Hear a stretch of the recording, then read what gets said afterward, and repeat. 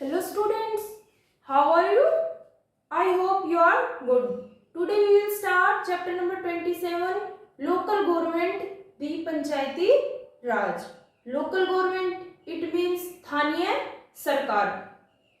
जो स्थानीय सरकार क्या होती है, जो लोकल लेवल पे ही, लोकल प्लेस पे ही जो अपने एरिया के जो लोकल पीपल होते हैं, चाहे वो विलेज में रह रहे हो, चाहे शहर में रह रहे हो, सिटी में रह रहे हो या टाउन में रह रहे हो, उनकी जो बेसिक नीड और जो उनकी प्रॉब्लम होती है लोकल लेवल पे, उनको सॉल्व करती है. जो सेंट्रल और स्टेट गवर्नमेंट है वो ये काम इतने अच्छे तरीके से नहीं कर सकती लोकल लेवल पे जितना लोकल गवर्नमेंट अपने एरिया का डेवलपमेंट कर सकती है. कुछ इस चैप्टर में हम पंचायती राज के बारे में पढ़ेंगे, क्या होता है, कैसे, क्या इसके काम है, इसके जो 3 टियर सिस्टम है वो पढ़ेंगे अकॉर्डिंग टू बलवंत राय संहिता committee, village level, block level and district level. First of all, we learn about the important term in this chapter we have used. First is gram panchayat and local government. Gram panchayat क्या होती है? ग्राम सभा, लोगों की सभा, जिसमें 5 मेंबर होते हैं 5 ईयर के लिए. 5 मेंबर में पंच और सरपंच होते हैं हमारे. ग्राम सभा की क्या प्रोसेस है, ग्राम पंचायत की किस तरह इलेक्ट किए जाते हैं, कितने, जो इसमें वोटिंग जो राइट है, ग्राम सभा का जो मेंबर बनने के लिए क्या क्या क्राइटेरिया होता है, वो सब हम डिटेल में इस चैप्टर में डिस्कस करेंगे. अभी ग्राम पंचायत का मीनिंग यही है, ग्राम सभा, लोगों की सभा, जिसमें 5 मेंबर होते हैं, पंच और सरपंच, ये 5 ईयर के लिए होते हैं, इलेक्ट होते हैं. लोकल गवर्नमेंट, जैसे मैंने बताया, जो स्थानीय सरकार क्या होती है, local government to look into local problem and to provide civic amenities to the people of a village, a town or a city. जैसा मैंने अभी बताया, जो लोकल गवर्नमेंट होती है, स्थानीय सरकार होती है, वो क्या देखती है, कॉन्स्टिट्यूशनली, संवैधानिक तरीके से क्या देखेगी, जो लोकल प्रॉब्लम है, जो लोकल एरिया में जो भी प्रॉब्लम आ रही है, और उनको प्रोवाइड बेसिक सिविक एमिनिटीज. ये वर्ड सिविक एमिनिटीज मीन्स होता है, जो एक नागरिक होता है उसकी क्या आवश्यकताएं है, नागरिक आवश्यकताएं, उनको देखती है, उनको प्रोवाइड कराती है सिविक एमिनिटीज, जो नागरिक आवश्यकताएं, जैसे water supply facility, education institution होते हैं, हेल्थ केयर सेंटर होते हैं, रोड फैसिलिटी, वो सारी किस में आती है, सिविक एमिनिटीज. एक अच्छी लाइफ जीने के लिए हमें जो जरूरत होती है, जो बेसिक नीड है, उन सबको लोकल लेवल पे कौन सोल्व करता है, हमारी लोकल गवर्नमेंट. चाहे वो एक विलेज लेवल पे या वो टाउन में हो, सिटी में. इट मीन्स क्या है, जो एक लोकल एरिया में ही आते हो. लोकल गवर्नमेंट वो होती है जो लोकल एरिया में ही, अपने आसपास का जो एरिया है, गांव है, शहर है, टाउन है, उसी में ही जो पीपल रहते हैं, उनकी जो बेसिक नीड है या उनकी जो प्रॉब्लम है, उनको सॉल्व करती है, उनको फैसिलिटी प्रोवाइड कराती है. After that, need of local government. हमारे पास जब सेंट्रल गवर्नमेंट है, स्टेट गवर्नमेंट है, तो हमें लोकल गवर्नमेंट की क्यों जरूरत है, वो सेंटर क्यों जरूरत है. You know, India is a large country. जो भारत है वो बड़ा देश है, इसके सेवरल डिवीजन हो रखे हैं. स्टेट कंट्री है हमारा, फिर उसमें स्टेट है, डिफरेंट डिफरेंट स्टेट है. स्टेट में भी क्या है, डिस्ट्रिक्ट है, डिस्ट्रिक्ट में भी सेवरल लेवल है, डिस्ट्रिक्ट में भी हमारे ब्लॉक आते हैं. फिर ब्लॉक में किसने डिवाइड हो रखे हैं, किसमें डिवीजन हो रखा है, छोटे छोटे गांव में, विलेज में. तो जो सेंट्रल गवर्नमेंट होती है और स्टेट गवर्नमेंट होती है, वो अच्छे तरीके से जो लोकल एरिया है, जो लोकल पीपल होती है, उनकी प्रॉब्लम को नहीं समझ सकती जितना लोकल गवर्नमेंट समझ सकती है. वो लोकल जो पीपल होते हैं उनकी प्रॉब्लम को, इसलिए हमें जरूरत पड़ती है स्थानीय सरकार की, ताकि वो आसपास अपने एरिया में को डेवलप कर सके, जो लोकल पीपल है उनकी प्रॉब्लम को सॉल्व कर सके।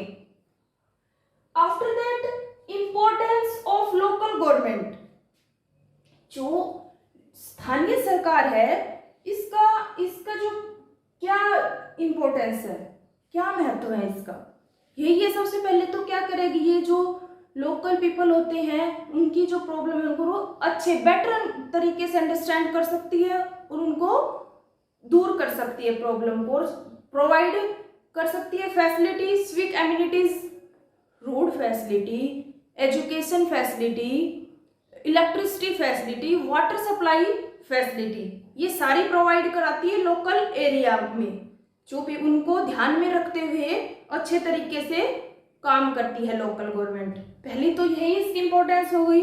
आफ्टर दैट ये जो सेंट्रल गवर्नमेंट होती है और जो लोकल गवर्नमेंट, सेंट्रल गवर्नमेंट और जो स्टेट गवर्नमेंट हुई, उसका बर्डन कम करती है, ये अपने एरिया का जो लोकल एरिया है उसका काम अच्छे तरीके से करती है, खुद इसके पास रिस्पॉन्सिबिलिटी होती है। फिर क्या करती है लोकल गवर्नमेंट, इसके साथ साथ जो इमरजेंसी सिचुएशन आती है, जैसे बाढ़ आ गई, तूफान आ गया, ओले पड़ गए या किसी भी तरह से कोई भी जो नुकसान हुआ है, उन सब का भी जो उन सबको सेटलमेंट भी लोकल गवर्नमेंट करती है अच्छे तरीके से, उनको चाहे कुछ भी रिलैक्सेशन देके। इट मीन्स कहने का मतलब ये है, जो लोकल गवर्नमेंट होती है, जो स्थानीय सरकार होती है, वो आपातकालीन जो समस्याएं होती है उन पर भी काम करती है।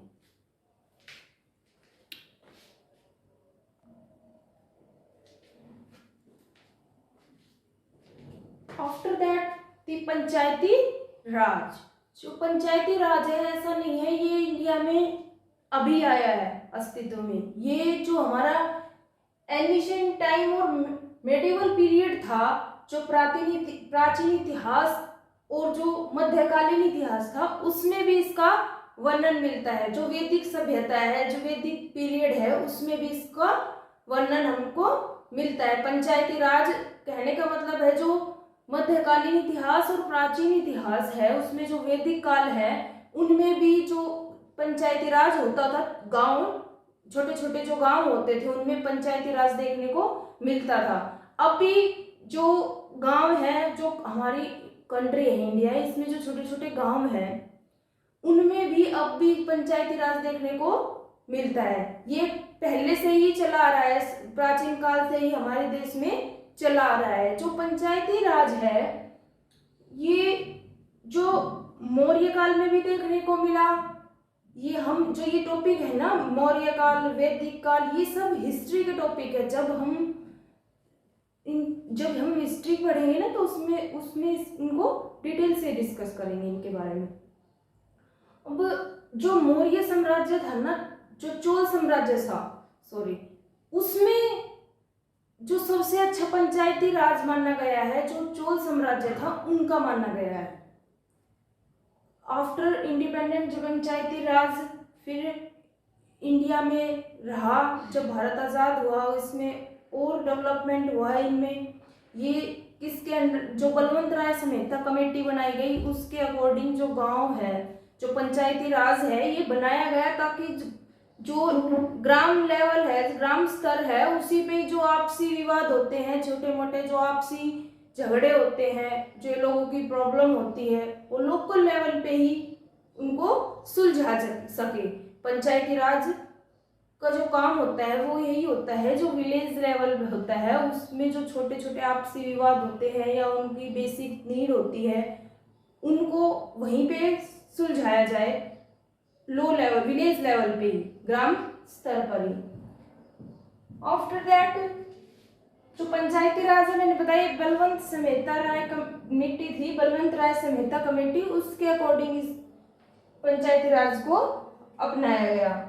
अब जो बलवंत राय संहिता कमेटी थी उसमें जो 73rd अमेंडमेंट हुआ, कॉन्स्टिट्यूशनल अमेंडमेंट, 73rd जो अमेंडमेंट हुआ कॉन्स्टिट्यूशनल अमेंडमेंट, उसमें 3 टीयर सिस्टम 1993 में 3 टीयर सिस्टम हुए। जो हमारा पंचायती राज है इनको 3 लेवल में बांटा गया।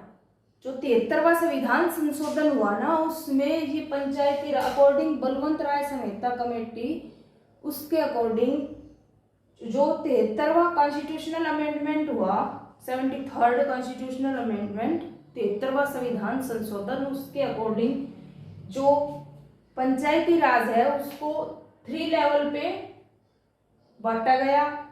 फर्स्ट विलेज पंचायत जो विलेज लेवल पे होती है, उस आफ्टर दैट ब्लॉक समिति वो ब्लॉक लेवल पे होती है, आफ्टर दैट जिला परिषद जो डिस्ट्रिक्ट लेवल पे होती है। जैसे मैंने बताया एक डिस्ट्रिक्ट होता है उसमें ब्लॉक आते हैं, ब्लॉक में भी क्या आ जाते हैं, जैसे 4-5 गांव मिलके जो पंचायत बनती है उसमें एक ब्लॉक बना दिया जाता है। 4-5 गांव की जो ग्राम पंचायत होती है उसके मेंबर उसमें पार्टिसिपेट करते हैं। तो ये तीनों लेवल इसके डिवाइड हो गए पंचायती राज के। अब हम इनको डिटेल में पढ़ेंगे एक एक को। विलेज लेवल पे किस तरह है, ग्राम सभा होती है, ग्राम सभा में क्या आता है, फिर ग्राम पंचायत आती है, इसमें क्या, वो सब इसमें हम विलेज लेवल में पढ़ेंगे। ब्लॉक लेवल में ब्लॉक समिति, इसके मेंबर डिटेल में, और डिस्ट्रिक्ट लेवल में जो जिला परिषद होता है वो आता है, वो हम डिटेल में डिस्कस करेंगे। Next topic is panchayat at village level. जैसा हमने अभी पढ़ा 3 टीयर सिस्टम के बारे में, जो अकॉर्डिंग टू बलवंत राय संहिता कमेटी थी उसके अकॉर्डिंग जो हमारा पंचायती राज था उसके 3 टीयर सिस्टम थे, विलेज लेवल पे, ब्लॉक लेवल पे एंड डिस्ट्रिक्ट लेवल पे। अब हम जो इनकी क्या कंपोजिशन है, क्या इनके फंक्शन है, क्या इनके सोर्स ऑफ इनकम है, वो एक एक के बारे में डिटेल से पढ़ेंगे। पंचायत एट विलेज लेवल से मैंने बताया जो विलेज लेवल पे जो पंचायत होती है वो ग्राम सभा, ग्राम पंचायत और न्याय पंचायत होती है। ग्राम सभा को बताया मैंने मेंबर बनने के लिए क्या होना चाहिए, एज 18 साल या उससे ज्यादा का होना चाहिए। जो वोटिंग लिस्ट है, मतदान की जो लिस्ट है उसमें उसकी लिस्ट में उनका नाम होना जरूरी है, तभी वो लोग ग्राम सभा का मेंबर बन सकता है।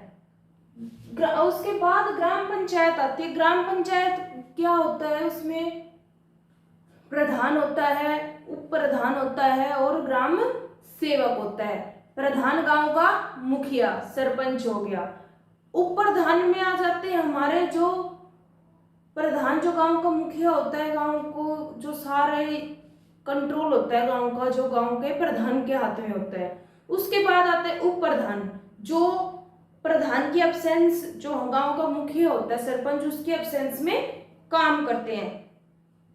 जैसे हम कंट्री लेवल की बात करें, हमारी कंट्री में जो प्रेसिडेंट होता है, सुप्रीम पावर उनके पास होती है, वो देश का मुखिया होता है जिस तरह, उसी तरह गांव का मुखिया सरपंच होता है। उसके बाद वाइस प्रेसिडेंट होता है, वो क्या करता है, जब प्रेसिडेंट की एब्सेंस में, जब प्रेसिडेंट की डेथ हो जाए या अपना रिजाइनेशन लेटर दे दे या कुछ और कारण हो, उसमें उसकी एब्सेंस में जो वाइस प्रेसिडेंट होता है वो काम करता है। सेम इसी तरह जब प्रधान, गांव का जो मुखिया होता है, उसकी एब्सेंस में जो उप प्रधान होता है वो काम करता है। आफ्टर दैट ग्राम सेवक, ग्राम सेवक का क्या काम होगा, एक ये अपॉइंटेड पर्सन होता है जो गवर्नमेंट जॉब में परमानेंट सैलरी पे अपॉइंटेड होता है, जो सारा रिकॉर्ड रखता है अपने पास लैंड का, या जो मेंटेन करके रखता है लॉ और ऑर्डर को, सारा रिकॉर्ड रखता है, सारी इंफॉर्मेशन रखता है पंचायत से रिलेटेड। उसके बाद है न्याय पंचायत। अब जो ग्राम पंचायत है विलेज लेवल पे, इनकी क्या कंपोजिशन की बात हो गई कि 18 जो वोट डाल सकता है गांव में, इलेक्शन की जो होती है 18 या 18 से ज्यादा का होना चाहिए।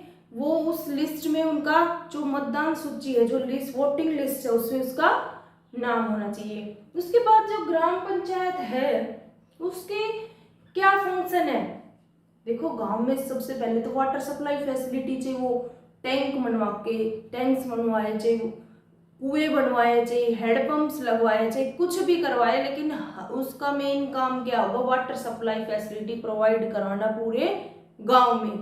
उसके बाद रोड फैसिलिटी और फिर स्ट्रीट लाइट फैसिलिटी गांव में प्रोवाइड कराना।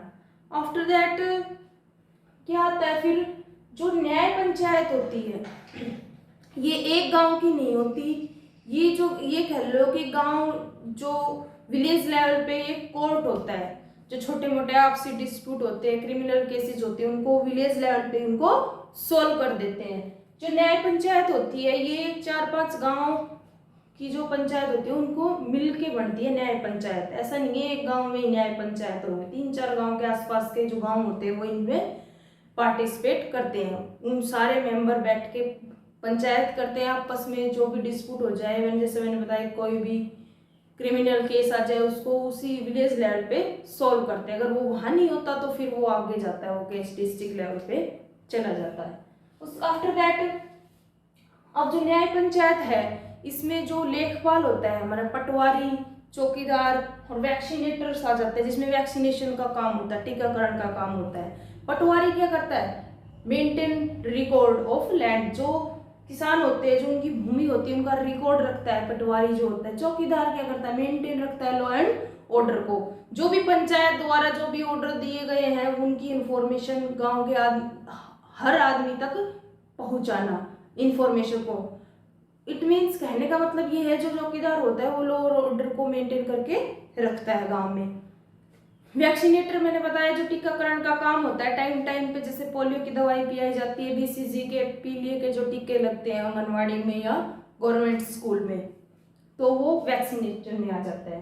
तो ये सारे हमारे न्याय पंचायत की बात हो गई, ये फंक्शन हो गए विलेज लेवल पे क्या काम है, कैसे प्रधान ग्राम पंचायत का क्या काम है, न्याय पंचायत का क्या काम है। अब आएगा इसकी जो सोर्सेज ऑफ इनकम है वो क्या है, कैसे होगी। सबसे पहले तो हाउसेस टैक्स से ही हो जाएगी इनकम, जो चूल्हा टैक्स लगता है ना उससे।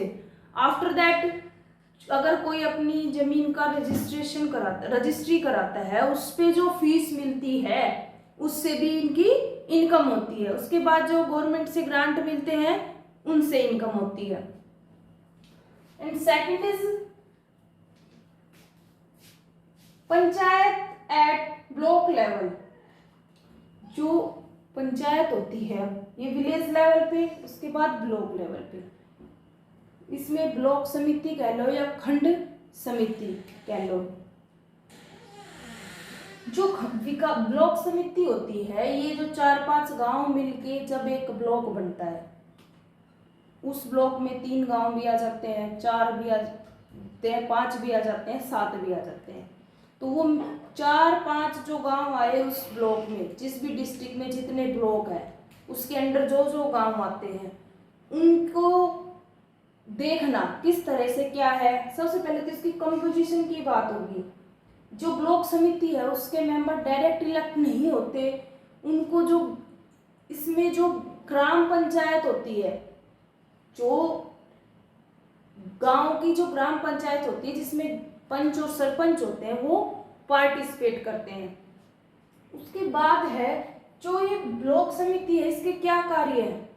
ये जो फार्मर जो होते हैं उनको अच्छी क्वालिटी का सीड्स फर्टिलाइजर डिस्ट्रीब्यूट करती है, खाद बीज प्रोवाइड कराती है अच्छी क्वालिटी का, ताकि फसल अच्छी हो। फिर क्या है, जो ये रोड बनाने का काम करती है जो ब्लॉक समिति होती है। उसके बाद ये जो मेडिकल फैसिलिटी प्रोवाइड कराती है, जैसे हेल्थ केयर सेंटर, इनमें भी हेल्प करती है। उसके बाद जो ये क्या करती है, लिंक का काम करती है, village level to district level, इनके बीच में काम करती है जो ब्लॉक समिति होती है वो। आफ्टर दैट इनकम की बात आएगी, सोर्सेज ऑफ इनकम। इन तीनों के सभी के कंपोजिशन है, कैसे क्या इलेक्शन की प्रोसेस होती है, किस तरह इनका मेंबर बना जाता है। इसी तरह विलेज लेवल की थी कंपोजिशन, किस तरह इनका मेंबर बना जाता है, क्या इस ग्राम सभा में क्या इनके फंक्शन होते हैं, फिर क्या इनके सोर्सेज ऑफ इनकम होते हैं। जैसे मैंने बताया उसी तरह इसकी कंपोजिशन की बात हो गई, इसके कार्य की बात हो गई, ये अपने आसपास के एरिया को डेवलप करती है, किसानों को अच्छी क्वालिटी का जो सीड्स होते हैं वो डिस्ट्रीब्यूट करती है। फिर अगर फाइन ये बजट का काम करती है विलेज लेवल पे, जो विलेज लेवल है उनका बजट तैयार करती है और फाइनेंशियली हेल्प करती है, म्यूचुअली हेल्प, अगर जरूरत पड़ती है विलेज गांव में किसी तरह की तो ये हेल्प करती है और बजट रखती है, सारा रिकॉर्ड ब्लॉक समिति कि कहाँ पे कितना खर्चा हुआ, कितना मतलब फाइनेंस बजट से रिलेटेड जो भी एक्सपेंडिचर और रेवेन्यू सारा रिकॉर्ड ब्लॉक समिति अपने पास रखती है विलेज लेवल का। फिर सोर्सेज ऑफ इनकम सभी की वही टैक्स से होगी इनकम तो, और जो पब्लिक प्रॉपर्टी है उसको सेल करने से जो गवर्नमेंट से, जो स्टेट गवर्नमेंट से ग्रांट मिलते हैं उनसे जो इनकम होती है वो ब्लॉक लेवल पे इनकम होती है। After that third is panchayat at district level. ये सबसे जो पावरफुल टीयर सिस्टम है डिस्ट्रिक्ट लेवल, इसमें जिला परिषद जो होता है वो इम्पोर्टेंट रोल प्ले करता है। जो डिस्ट्रिक्ट लेवल पे जो जिला परिषद होता है, जो उसकी कंपोजिशन होती है वो क्या होती है, इसमें जो वोमेन होती है वो भी रिप्रेजेंटेटिव होती है, SC BC भी रिप्रेजेंटेटिव होते हैं, रिप्रेजेंटेटिव मीन्स प्रतिनिधित्व, वो भी इसमें मेंबर को पार्टिसिपेट कर सकते हैं, जिला परिषद अपने मेंबर को चुनने में उस डिस्ट्रिक्ट का। जो जिला परिषद होगा वो डिस्ट्रिक्ट लेवल पे ही होगा, उसमें जो ब्लॉक आएंगे विलेज आएगा वो उसी लेवल पे काम करेगा, जो भी प्लानिंग करेगा किस तरह से वो सब जिला परिषद। इसमें जो लोकसभा है राज्यसभा के वो भी मेंबर रिप्रेजेंटेटिव होते हैं, विधानसभा और विधान परिषद के मेंबर भी रिप्रेजेंटेटिव होते हैं। जैसे मैंने बताया मैं SC शेड्यूल कास्ट और शेड्यूल ट्रिब्यूज अनुसूचित जाति और अनुसूचित जनजाति के मेंबर भी रिप्रेजेंटेटिव होते हैं। ये सारे मिलके जिला परिषद जो बनता है वो इसमें इलेक्ट करते हैं उसको, मतलब इन सारों के इसमें प्रतिनिधित्व होता है, रिप्रेजेंटेटिव होता है। उसके बाद है फंक्शन की बात आएगी। अब इसके क्या कार्य, जैसे मैंने बताया ये जो 5 ईयर प्लान है, पंचवर्षीय योजना है, ये इम्प्लीमेंट करता है, लागू करता है, कैसे क्या है पंचवर्षीय योजना में किस तरह सुधार किया जाएगा, किस चीज़ पे ज़्यादा ध्यान दिया जाएगा, एग्रीकल्चर पे या जिस भी तरह से डेवलपमेंट का एजुकेशन में, ये प्लानिंग करता है। प्लानिंग करता है जो एग्रीकल्चर है उससे रिलेटेड फैसिलिटी प्रोवाइड कराता है, कोई भी प्रॉब्लम आ रही होगा विलेज लेवल पे ब्लॉक लेवल पे उनको सॉल्व करता है और अपने एरिया है जो आसपास का उनको डेवलपमेंट करता है। जो जिला परिषद है ये लिंक का काम करता है स्टेट गवर्नमेंट और ब्लॉक समिति के बीच, जो जिला परिषद है, और इसका ये सुपरविजन का काम करता है ब्लॉक समिति, ब्लॉक लेवल पे और विलेज लेवल पे। अगर ये फाइनेंशियली हेल्प भी करता है और अगर गवर्नमेंट से जो फंड मिलते हैं उनको डिस्ट्रीब्यूट करना है, किस ब्लॉक में कितना करना है, कैसे करना है। इट मीन्स कहने का मतलब ये है कि जो जिला परिषद है ये डेवलपमेंट अपने एरिया जो आसपास का है उसका डेवलपमेंट करता है, उसका विकास करने का काम करता है। अब आ गई इसकी सोर्सेज ऑफ इनकम की बात, कैसे होगी इनकम, सब में टैक्स जो मिलता है उससे होती है गवर्नमेंट की इनकम। देखो सबसे ज़्यादा तो टैक्स से ही मिलती है, जो गवर्नमेंट से जो ग्रांट मिलती है, जो आते हैं अनुदान आते हैं, वो उससे इनकी इनकम होती है। आय का जो साधन है वो क्या होगा, टैक्स होगा जो गवर्नमेंट से ग्रांट मिलते हैं।